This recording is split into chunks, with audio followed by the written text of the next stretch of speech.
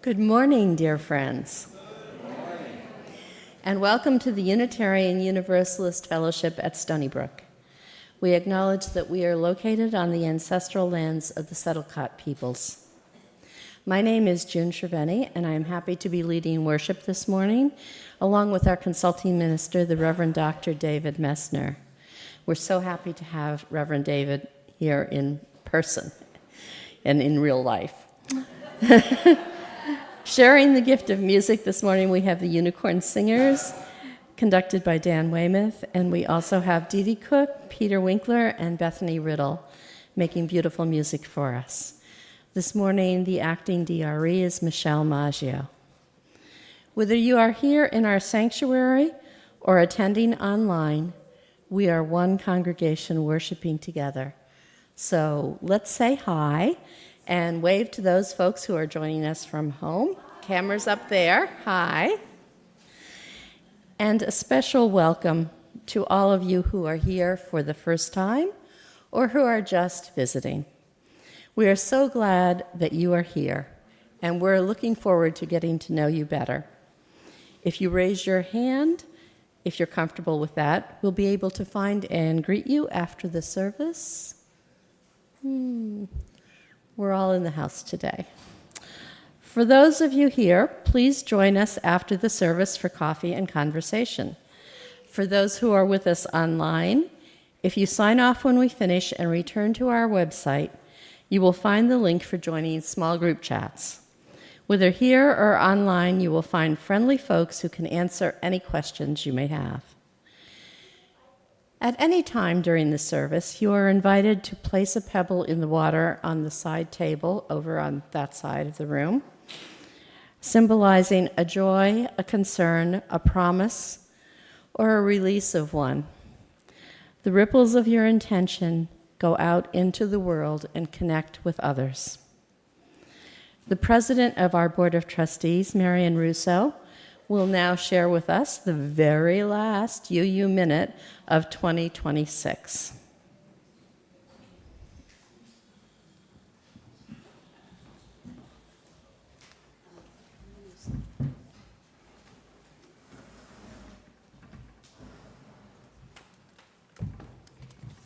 Good morning. I've been asked to share a few thoughts about why I pledged to this congregation. And I'll start with a small confession. Talking about money in church is not exactly my comfort zone. I wasn't raised with the idea of tithing, and I still sometimes have a bit of scarcity mindset when it comes to money. I also sometimes worry about what others might think about how much I give. So standing up here talking about pledging feels a little vulnerable. And yet, each year, I've actually increased my pledge to this congregation. Why? Because this congregation is worth investing in, with both my time and my resources. This is a place where we truly try to keep love at the center. As I prepared for this UU Minute, I sat quietly for a moment and let a few words rise up to guide me. The words that came were home, belonging, community. First, home. This fellowship feels like home to me. Home is where I've shared meals, found a listening ear, and experienced the care and generosity of this community. It's also where we connect to something larger. Through our relationships with other UU congregations and through the wider work of the Unitarian Universalist Association. I'm just going to take a little second here, because do you know we have a UN office as part of being Unitarian Universalists? So we also have input into what happens on the world stage, and certainly on the national stage, where our president and other ministers gather when at so many important times to represent us. Second is belonging. This congregation gives me a real sense of belonging. It's a place where people care about one another and where we support each other through life's joys and its difficult moments. And finally, community. This is where I gather with people who share my values, people committed to compassion, justice, and keeping love at the center. For me, pledging is one way I help sustain this beloved community. Because our pledges make possible the ministries of this congregation, they support the small groups where people listen deeply to one another.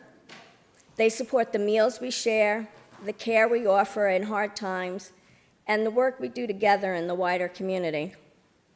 This congregation isn't just a place we gather, it's a community we create together.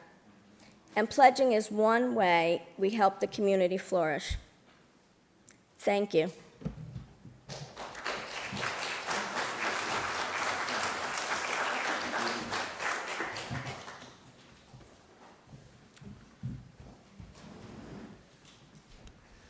I wanted to add a word about the campaign. It was such a joy last night, the stewardship dinner. That was such a gift. Thank you for all who made that an extraordinary experience. I learned some numbers. I'm a numbers guy at heart, and with gratitude to Tina and Dan and Rich, this has been an extraordinary campaign that you've undertaken together. You'll remember last time I was here, a group of our leadership givers got together and put together the Blackjack Fund, which was 21 grand to incite giving in the congregation. That 21,000 attracted 27,000 in new and increased giving. So that's a fresh $48,000 into the fellowship, which is an extraordinary result.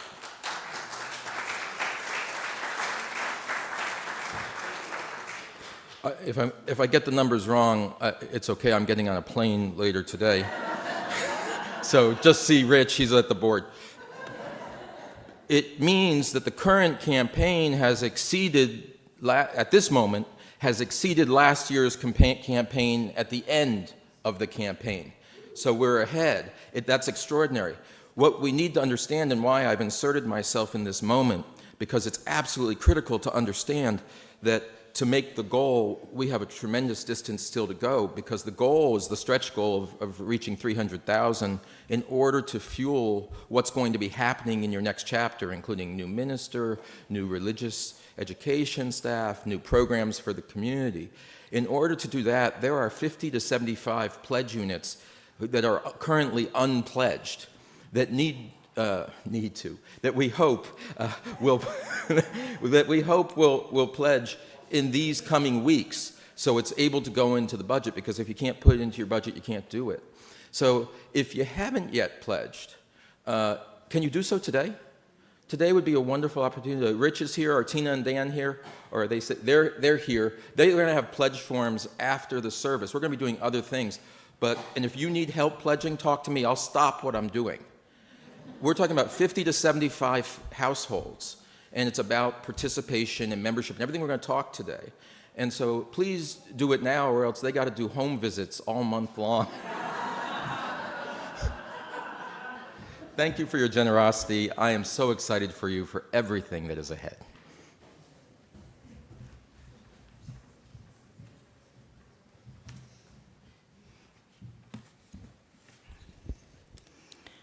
Let us enter into the sacred space of worship with the sounding of the morning bell. May the vibrations help us to release our concerns and distractions, open our hearts and our minds, and bring us fully into this present moment.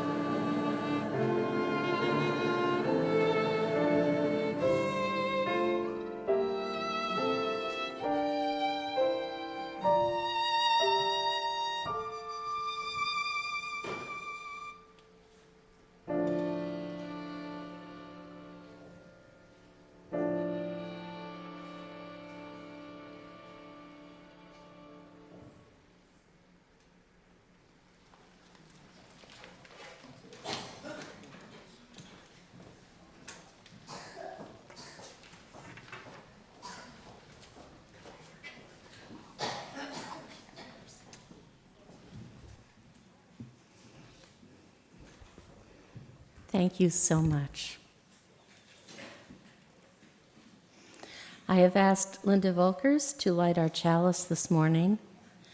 Those at home are invited to light a chalice or a candle as we kindle our flame here in the sanctuary. The flaming chalice is a symbol of our Unitarian Universalist faith. We kindle the flame of our faith in the cup of our covenant. May the light and warmth of this flame lead us on our journeys of joy, of challenge, of surprise, of love, and of belonging. We share this light, we carry the flame.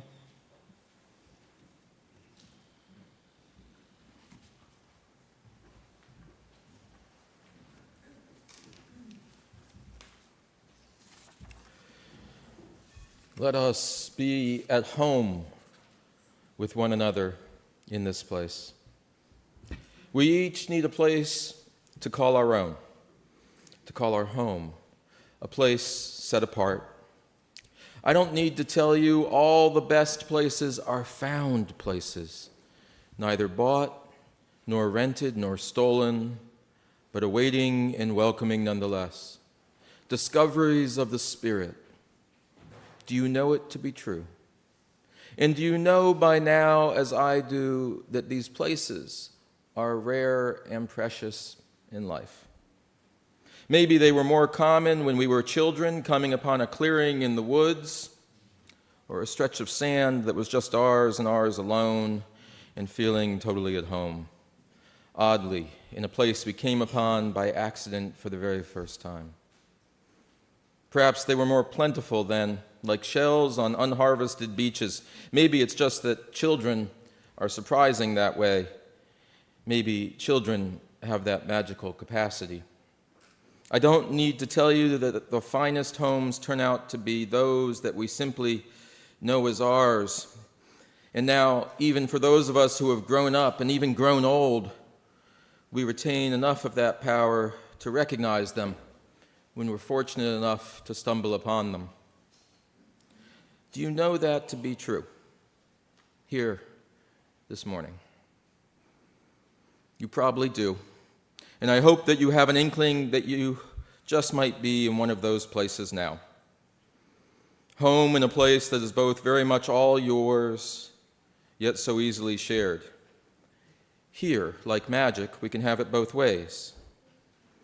People, we can be surprising that way, what with this magical capacity.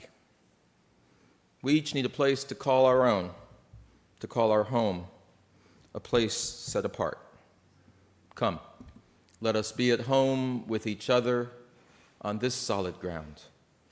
Come, let us now worship together.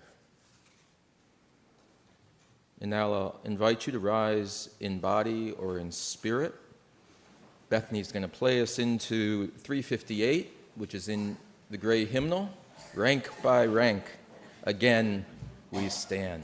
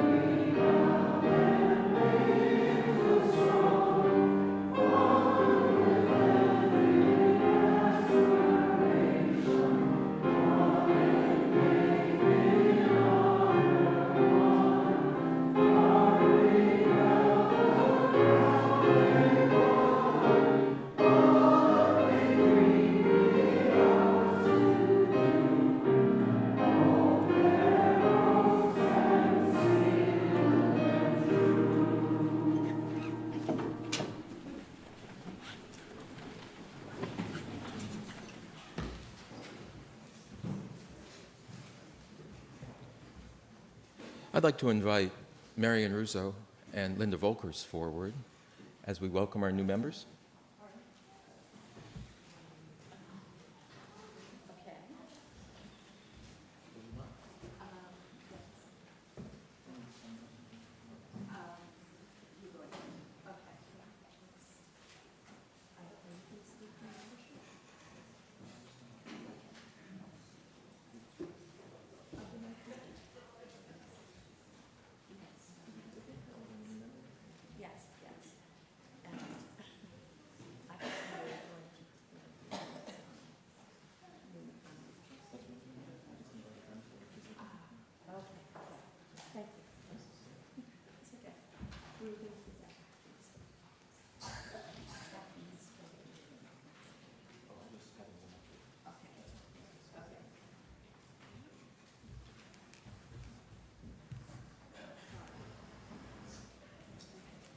Appreciate your graciousness, having a cook who isn't usually in the kitchen coming and moving all the ingredients around and mixing it all up, but that's what I do. I mix things up. So what I want to do is kick off saying just a few words about membership as we prepare to recognize those who have joined this fellowship in these past months and as recently as yesterday.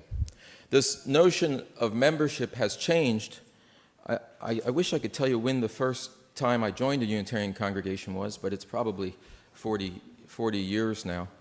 And membership has changed in that time, our sense of what it means to join something. And mostly because, I joined 3 things this morning. They were Facebook groups. I unjoined 4 others. I was I'm not very interested in this, it turns out. I'm not interested in baking bread in this way. And I unclick, join, unjoin, so fast, so easy to do that. And now I'm not here to discourage you from those online communities because, frankly, they have power in my life. I have groups that matter to me online, and I'm grateful that I'm able to enter them with ease. Grateful I'm able to leave with ease. And yet we're doing something different here, something I believe that is old-timey and powerful, and that is sustaining a notion of this relational practice of durable community that is life-changing and world-transforming. How grandiose that is. We're part of a grandiose project, and I can say that knowing it's not absurd because I am not the only one in this room who can remember joining a congregation, perhaps this congregation, 40 years ago or even more. And so when I say it's life-transforming and world-changing, majority of this room knows it to be true. And so we celebrate quite appropriately when new people join us. For when new people join us, as I said to them yesterday, it's not that we are so excited that we're going to change them for the better. We know that the moment they enter, we are transformed into something new, larger, and more powerful. And that new beauty has entered our midst, and new friendship possibilities have just cracked wide open. And I don't care what age you are, I'm 57 years old, and I'm excited to make new friends. I'm excited to taste new foods. I'm excited to have new people around me. I'm excited to have more voices in the choir. And that's why we mark this beginning, because we celebrate individuals and their worthiness, and because we celebrate this wild and old-timey thing we do together. Let us now turn to receiving the gift of these people who have chosen to become us. Let us celebrate the ever-widening circle of the we. And now let me turn it over to Linda. I'm expecting Linda to invite forward to the front those who will be recognized today.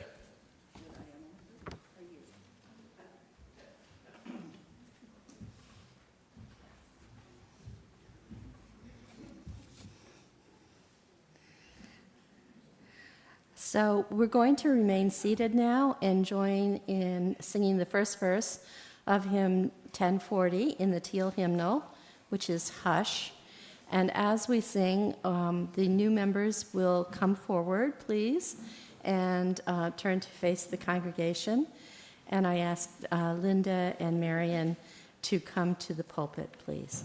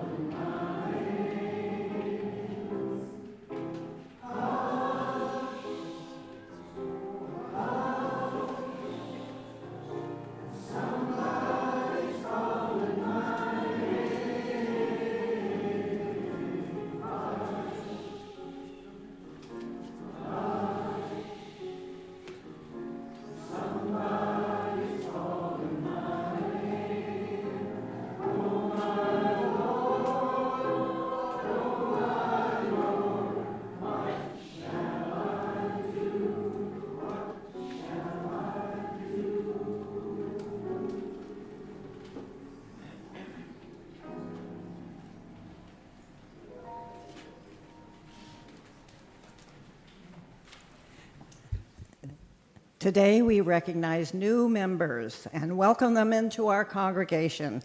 They have signed our membership book, 2 of them this morning, and committed themselves to be truly present here with us as we will be with them. We welcome these new members, and I'll read their names. Gia Anderson, who's been with us since birth.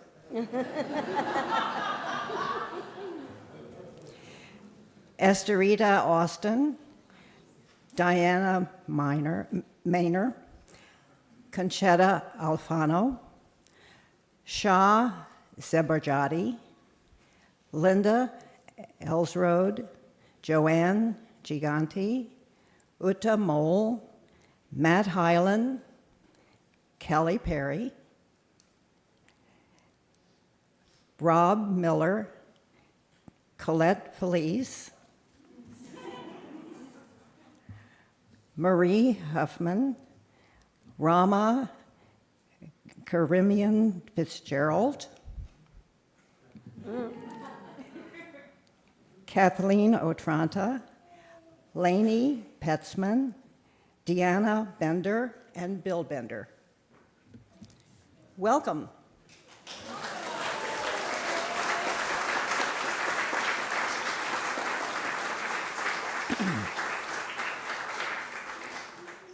I hope they all brought their orders of service up. We're going to have a reading. New members will read, affirming their decision. Okay, can you give them something to read? You can just have them say we do, we will. I could just have read it and then just say they will. Okay. New members, together to everybody. We have signed The members. membership book of the Unitarian Universalist Fellowship at Stony Brook. We bring to this sanctuary of welcome, comfort, and challenge our talent and enthusiasm, our growing edges, our convictions, and our doubts. We ask that you see us, hear us, come to know us, and include us in the work and play of this fellowship. We ask to join you as purposeful companions on life's journey. Hey. They jump right over it.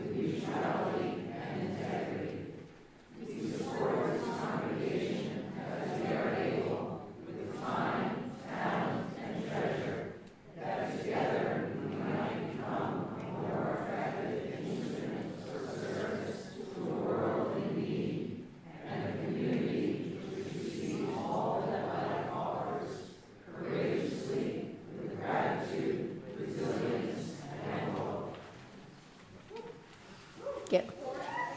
Wait. So,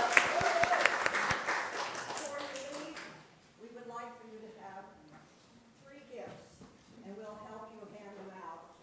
Can we start with Rama and then go down the line? We have a book, a rose, and a globe for your Christmas tree. and welcome everyone. Welcome our new members. Thank you to the congregation. And here we are together, and let's celebrate.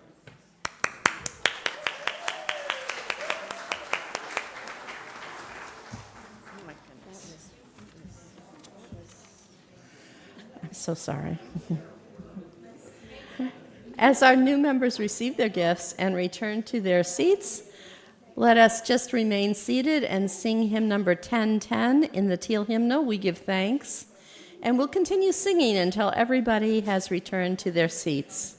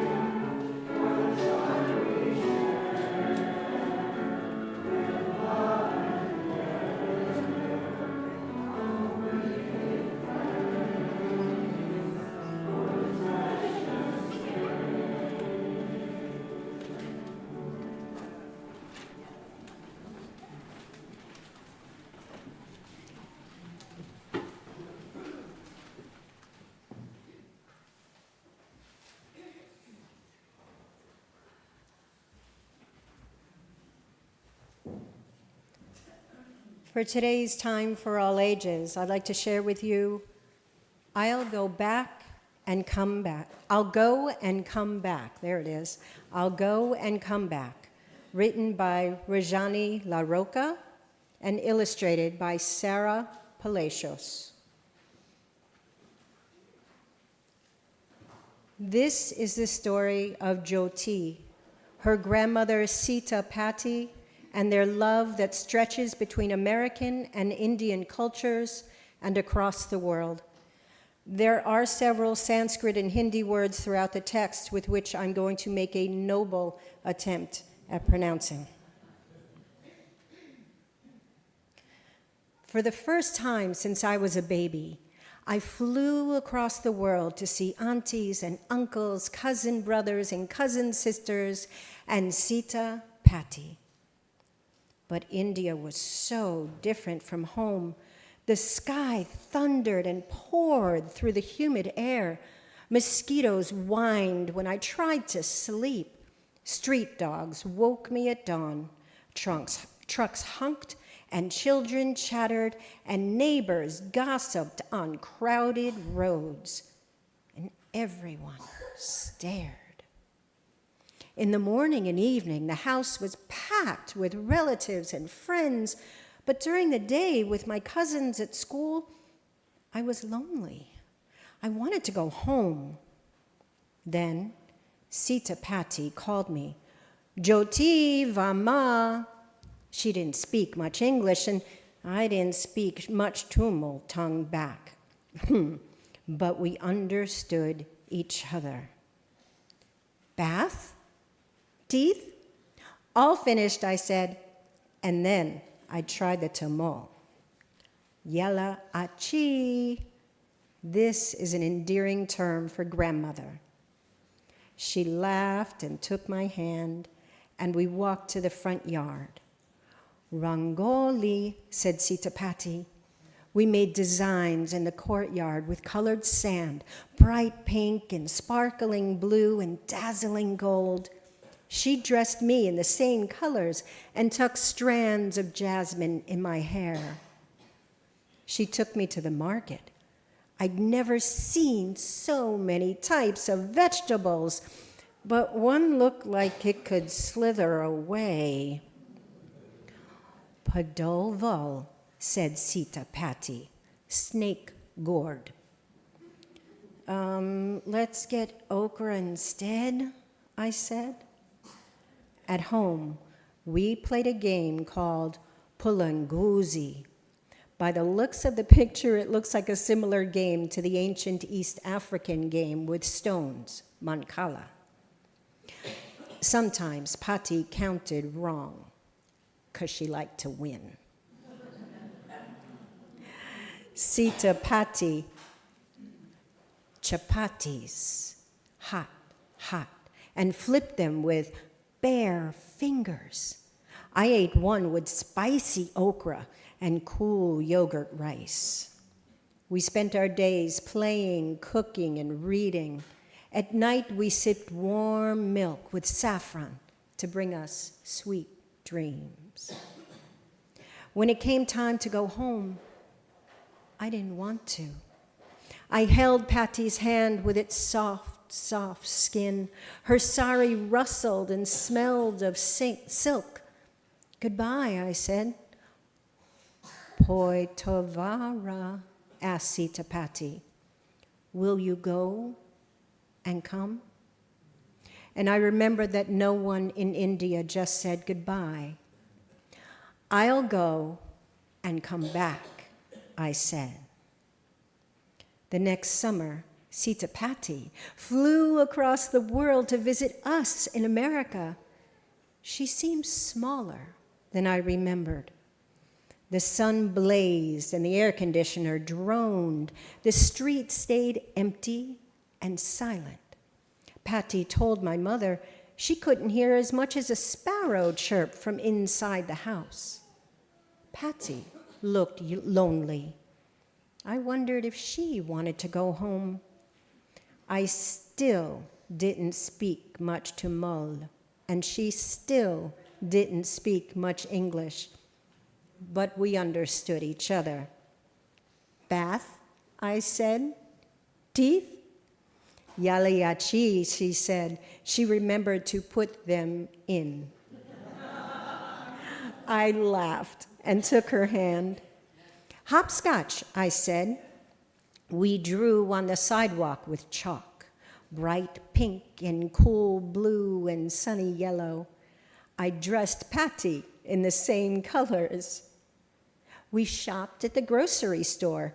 She had never seen so many different types of bread. Chapati? Asked Patty. Tortilla, I said. We played a game called Chutes and Ladders. Patty still liked to win. So did I. But I counted right most of the time. We made hot quesadillas. I ate them with salsa, and Patty chose coconut chutney. We spent our days playing and reading and cooking, and at night we sipped hot cocoa to bring us sweet dreams. When it was time for Patty to go home, I didn't want her to go.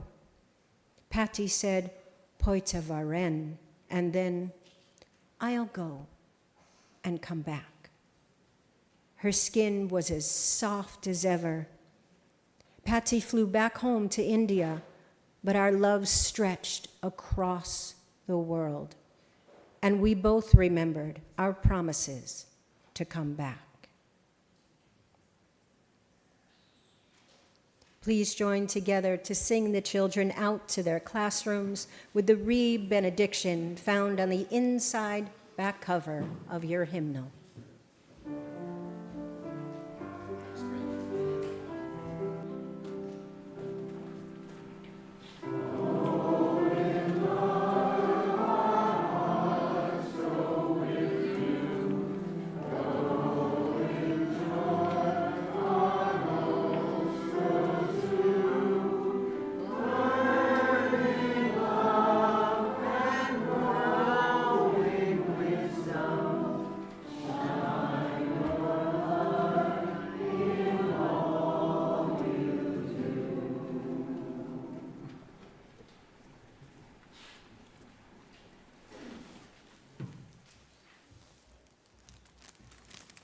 I'm taking yet one more small liberty in our order of service today, and that's for a pastoral moment. I have on my heart today and want to lift up Maria Cecilia, a beloved member of this fellowship. On a day we celebrate belonging and what it means to have enduring relationships, I want us to celebrate Maria Cecilia. She is in the last stage of her life. She writes this morning of these past weeks being quite difficult ones as it comes toward a time of transition. I asked permission if I could lift her up today, that we just might have a moment of prayer for her. She is far away from us in a physical sense. Today I'm preaching on the farthest reaches. She has traveled back to home, and she has loved ones around her, and she connects with us virtually in meaningful and important ways, and she sends her love. I have, this is a small pashmina scarf, and so as I just lift up in prayer a word of blessing on this scarf, I'm going to then pass this to you, and you just in your heart just send a silent wish for these this last stretch. I'll say that, and we'll send it to her. It's wrapped because that's nice. If you join with me in the posture of prayer that is suited to you, and I will speak in the words that I feel to reach Maria Cecilia. Dear God, we ask for your blessing of our beloved sister, Maria Cecilia. We ask you bless these days of her journey, that they may be gentle, that she may know peace in her body, that she may know fullness in her soul, and that she may know that she is loved, that she may feel the presence of her family around her physically and in spirit, and that she may know especially that there are people at the Stony Brook UU Fellowship who hold her continuously in their hearts, who send waves of gratitude for the way she has contributed to this community in their lives, and send the wish for a safe journey into a blessed eternal life. May it be so, and amen.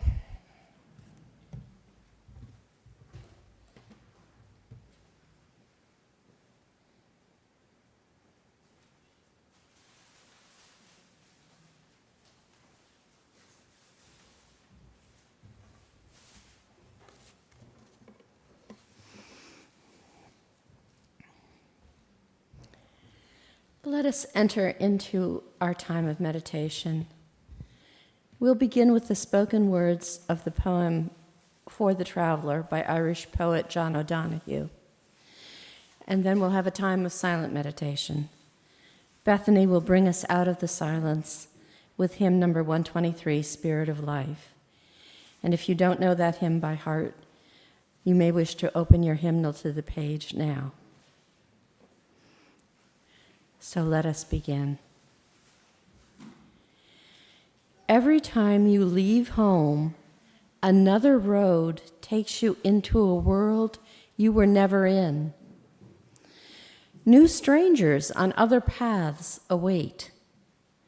New places that have never seen you will startle a little at your entry. Old places that know you well will pretend nothing has changed since your last visit. When you travel, you find yourself alone in a different way, more attentive now to the self you bring along, your more subtle eye watching you abroad, and how that meets you, touches the part of your heart that lies low at home.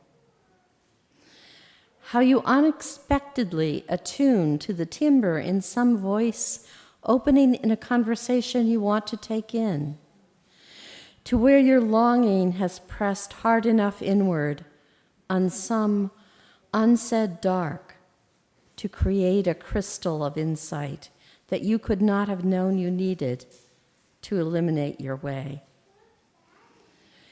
When you travel, a new silence goes with you, and if you listen, you will hear what your heart would love to say. A journey can become a sacred thing. Make sure before you go to take the time to bless your going forth, to free your heart of ballast, so that the compass of your soul might direct you toward the territories of spirit, where you will discover whatever your hidden life, that you may not waste the invitations which wait along the way to transform you. May you travel safely, arrive refreshed, and live your time away to the fullest, returning home more enriched and free to balance the gift of days which call you.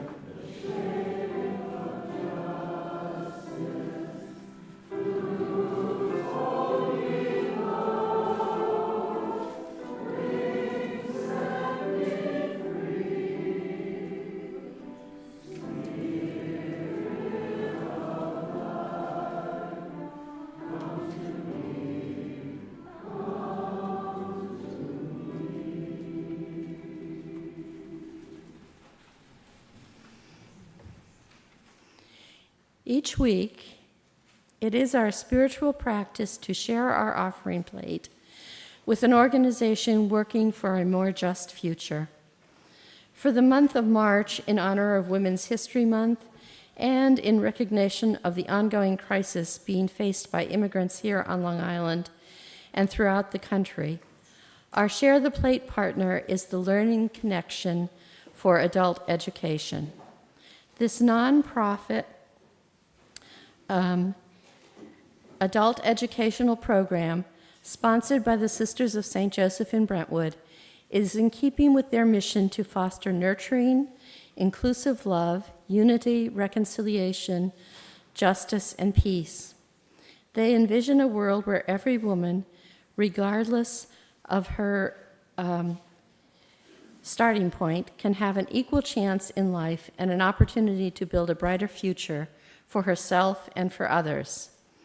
For more than 30 years, the Learning Connection has created a welcoming learning community for women of all backgrounds, and especially those with limited access to education and for whom English is a new language. In a multicultural, non-competitive setting, participants follow a course of study suited to their needs, abilities, and personal goals. The program helps foster independence and connection by providing the tools and support needed for personal growth and community contribution. They work closely with the Brentwood School District, but depend on volunteers and donations to continue their life-changing work. Ellen Bartley has been a volunteer there for years and will be happy to give you more information. Let's support them all with generosity and enthusiasm. Board members will help take the collection, please.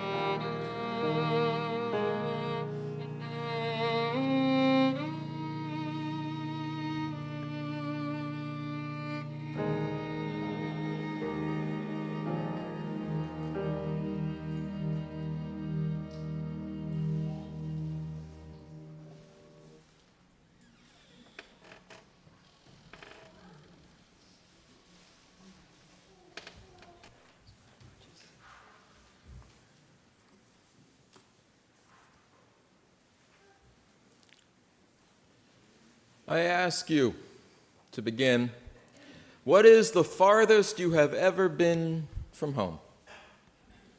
Being in a literal state of mind as I was getting ready, I took out the virtual map and tried to measure the greatest physical distance I had ever traveled.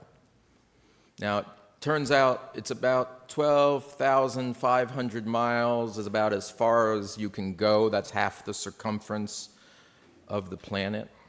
For me, it was Bangkok, Thailand, probably. That's only 9,300 miles. And I remember being there so clearly. Having grown up where the primary opportunity for travel was to visit grandparents in New York.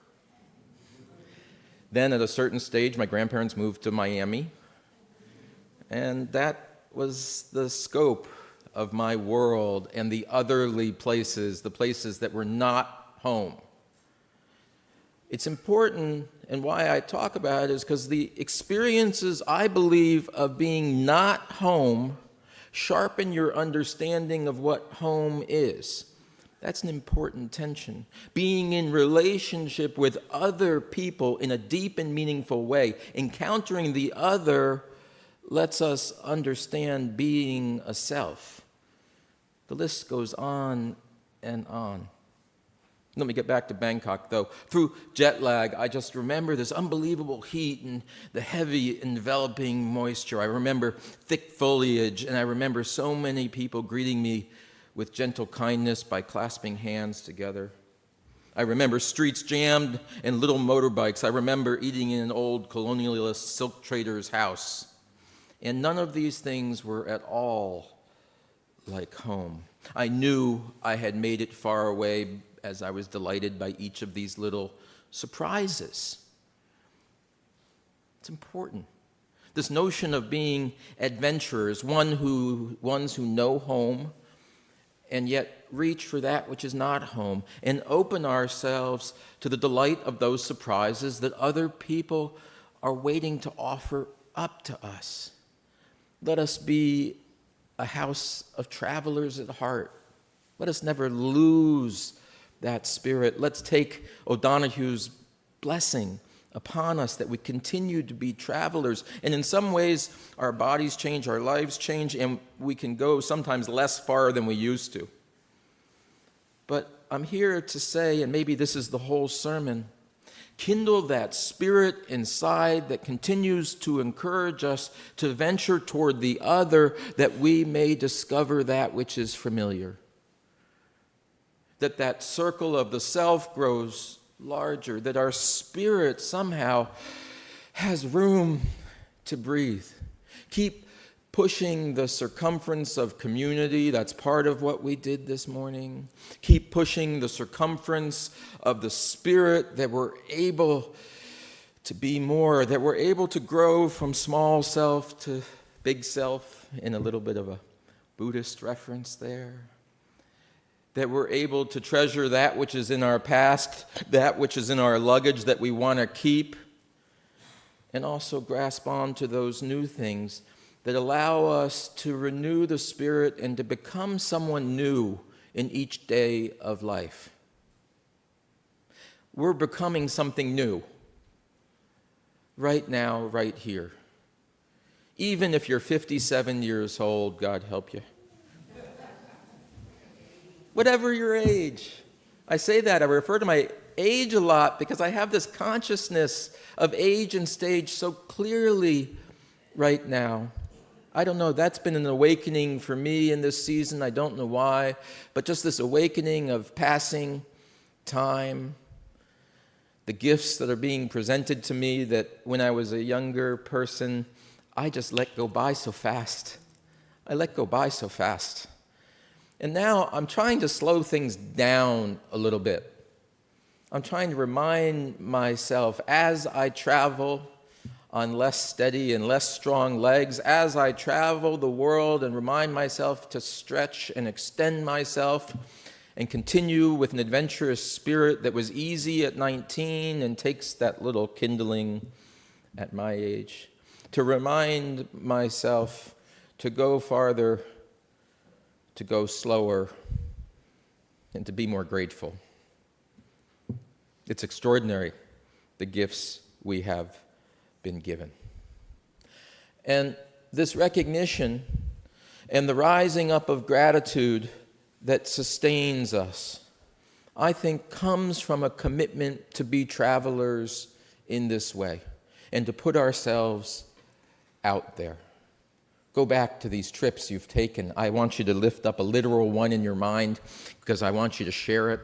We're not going to go around one by one. I'm aware we're in the 7th inning. But I want you to lift up that story because we're a house of stories. I want to know that most extraordinary place you went that just surprised you and shook you. When you landed and got off the plane and you knew you weren't home anymore. You knew it wasn't even New York anymore. And New York is a place that is filled with lots of the exotic. You don't have to go very far to encounter the world here. So I am going to encourage you to lift up your memory when you've gone somewhere that just surprised you. I'll tell you my story, and you can tell each other from coffee hour and beyond. I we had relationships back in the day, before things shifted, we had wonderful relationships with communities in Haiti. Did anyone have a chance to travel to Haiti? Yeah. That stayed with me. There on the Central Plateau, knowing in 1,000 ways I wasn't at home. Walking down the middle of a street in a rainstorm, no umbrellas, no cars to pick us up, and trying to be sort of blending in, as one does when you walk down the street in Paris. You know, for instance, you just try and act cool. They know you're in America. Here we were trying to act cool, dripping wet, 12 of us. And there was a child who came out on one of the porches, came out on the stoop, like we have in Chicago, but a little bit different, these shacks. And she just started shouting at us. She said, blanc, blanc, blanc, right? What she's shouting is white folks walking down the center of the street, and they're not from here. She was calling out the otherness of us, not the otherness of her place, the otherness of us. So it was a gentle reminder, if we had forgotten on that trip, that we weren't at home anymore. And you don't know what to do when you're walking down the street and people point at you and they shout, strange, strange, and strange. And so I just waved as if I was in the Macy's Day Parade. I've been in a few parades in this business of mine. You know, they invite you to walk in Pride Parade or whatever, and I do my best princess wave or whatever. You just keep waving, keep smiling, and stay open to the surprises that were there for you. And so I ask you today to lift up the memories. What's the farthest you've ever been from home? And then, how did you know it? Because it's not always a 5-year-old shouting at you. And I want us to be attuned to the differences of place because it's extraordinary. That's the spirit of the adventurer and the discoverer, right? I love when you tell me the stories of the places you went for the first time and they surprised you and they changed you and they reattuned you to the universe around you. For some of you, it's the story of when you left your hometown and went to college for the first time, having gotten a scholarship no one expected you could get, and so you were able to go somewhere far away. Some of you have told me the story of landing in Vietnam in the middle of a war and having it seem like a long way away. It's been a while, and may he rest in peace. I have the memory in mind of my friend Bob, my congregant, who told me about landing in France during World War II. That feeling of being in a different place. Some of you got married and followed your spouse to the middle of nowhere. To you, at least. To them, it was their ancestral home. Some of you just set out one day, having heard about a city and being brave, wanting to give it a try, saying, I'm an artist. I hear they have an artist community there that I could be a part of. And so I went. Some of you saved up and have told me the story. You saved up for years and went to a place that might have just remained an exotic fiction if you weren't driven with the spirit of a discoverer. I love these stories of travel. Travel is too small a word for what these represent. These bits of awayness change lives. The first great thing to love about travel in these distant places is that they are absolutely not home. On this day that I'm singing the praises of home, the homes we build, the homes we sustain, the homes we stick with, I want to say what a relief it is to leave home occasionally. What a joy it is to come visit you, one little suitcase sleeping at a Hilton Garden Inn. What a joy and relief that is. Someone else is picking up the towels off the floor as we speak. Is it not great? Does it not liberate some of what needs liberating? Does it not free us from all the things that usually need our attention around our home? Some of them might be our beloved children themselves. Some of them might be things that need fixing, cleaning, servicing. And so I encourage you to seize the opportunities to travel, both to free yourself from that which you love, making space for that which you might love yet. There is more love waiting to enter your life. There are more surprises waiting to present themselves to you. Do you believe it? Can I still be surprised after all this time? I read the news and I'm surprised, and so I guess it's true. But wait, can I still be surprised by beautiful things at this age and time? I know you could surprise me with new horrors. It's true. I know I can be surprised with disappointment. Life has taught me so.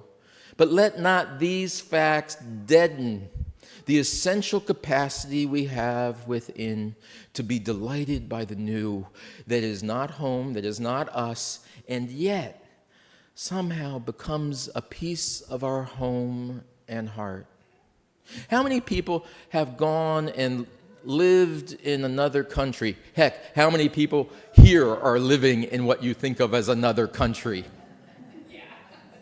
Wow, how wonderful that is. I lived in Japan for less than 2 years, my wife and I. We had a baby there. It's my wife and I and our daughter for a minute, or two there. And it has stayed with us so fundamentally, having transformed us in lots of ways, some of them aesthetic, the taste we have. Rich and I were talking this morning about the way other people's food becomes our own food and how I'm cooking Japanese food at home. So it changed in that way. But it made me larger in a really important way that I notice in my body and in my heart, which is when I land in Tokyo, get on the train, I have a sensation of coming home to a place that I darn well still know is not exactly my place. I know it is not where I'm from, and yet it's somehow now part of me. And I've become larger and more complicated. And I want us to be big, complicated people. And I want us to continue to become an agglomeration of so many beautiful things, places, people, and influences.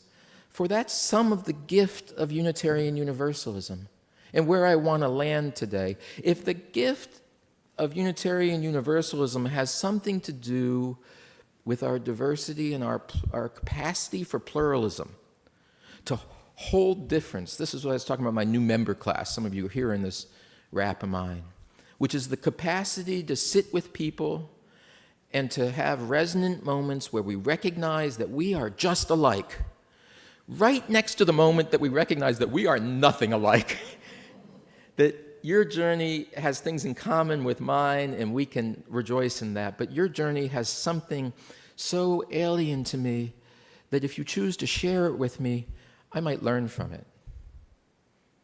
That humility, coupled with a childish audacity for the new, is something I think that's the magic ingredient of being a Unitarian Universalist.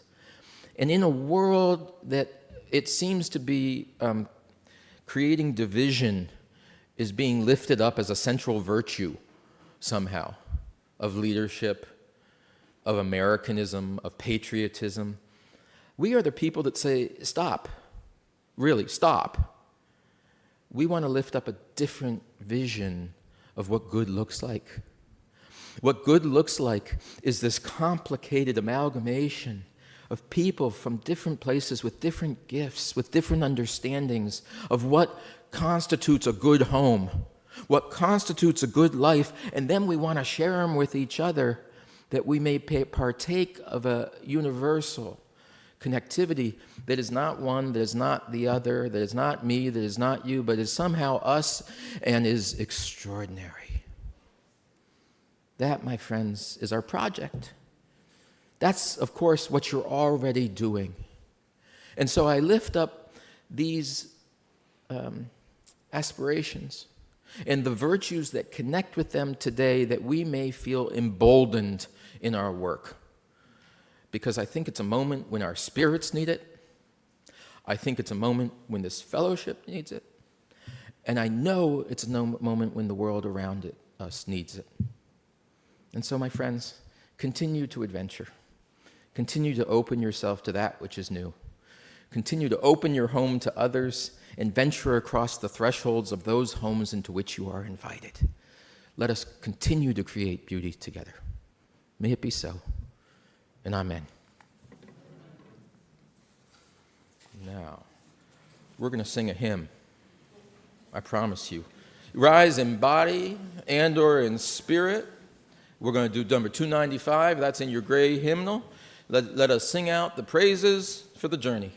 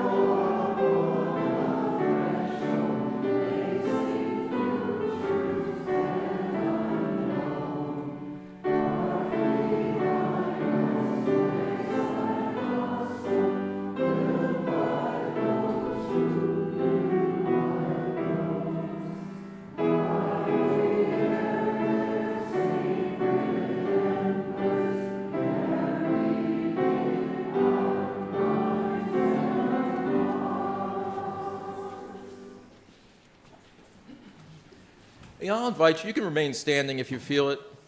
I'll invite you to take a hand if you feel that too. I don't know what patterns I'm disrupting when I'm here, but just a word of blessing before we go.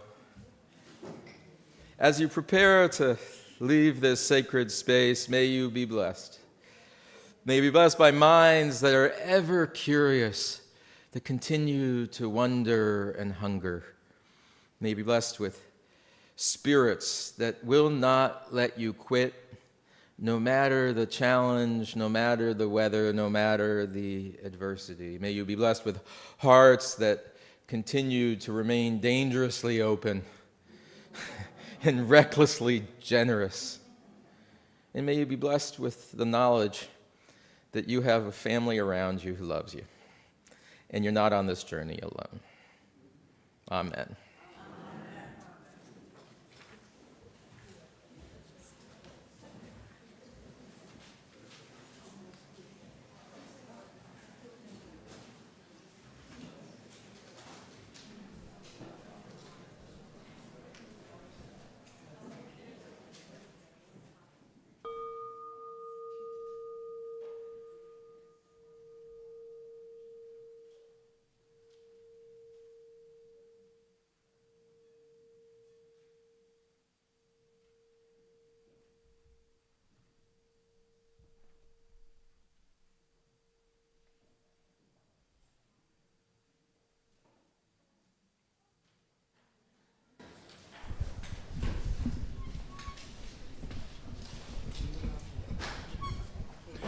While the choir is getting situated, a little ditty for the day. Oh, it's nice to get up in the morning when the sun begins to shine at 4 or 5 or 6 o'clock in the good old summertime. Or when the moon is mooning and it's starry overhead. Oh, it's nice to get up in the morning, boys, but it's nicer to lie in your bed.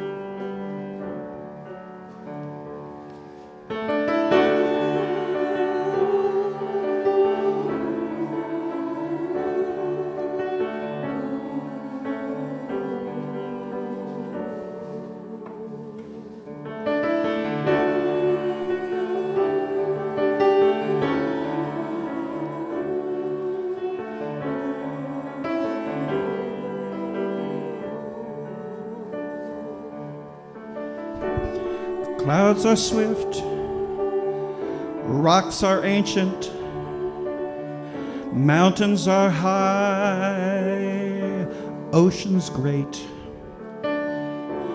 Winds are restless, trees are patient, and you, my child, are awake.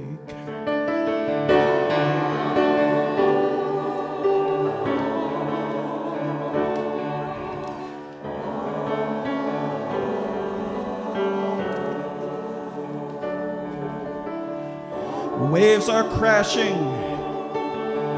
rivers churning, planets twirling, stars ablaze. Storms are raging, atoms whirling, and you, my child, are awake. To perceive these wondrous things, count the beat of a blackbird's wings, tell the story and dance and sing.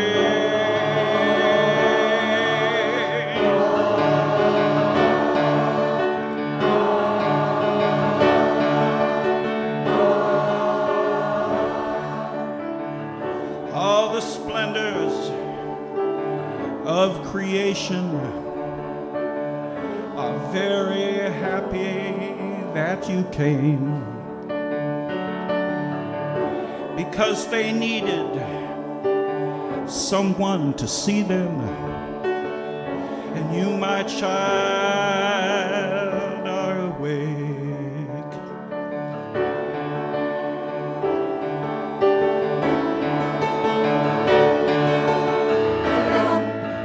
To perceive these wondrous things,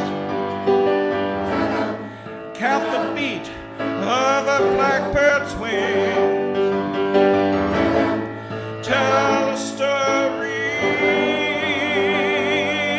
and dance and sing.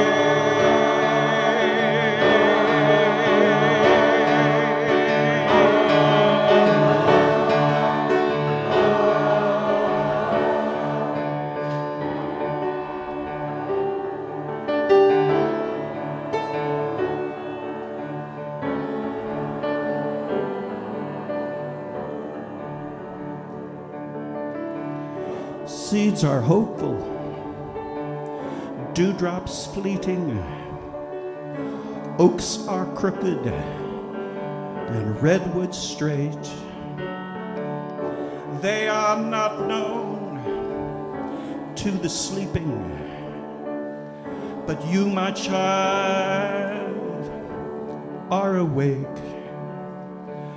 You, my child, are awake. You, my child,